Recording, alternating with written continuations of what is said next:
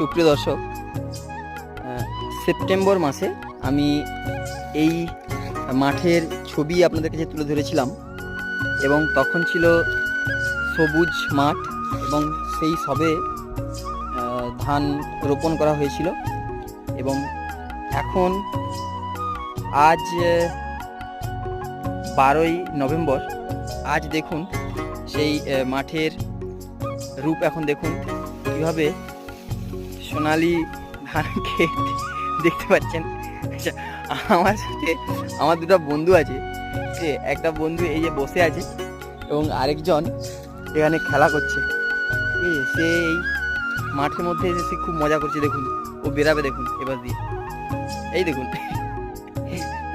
দেখতে পাচ্ছেন কীভাবে ও মজা করছে। এখানে সবুজ সোনালি ধান ক্ষেত, এই হচ্ছে আমাদের গ্রামের পরিবেশ।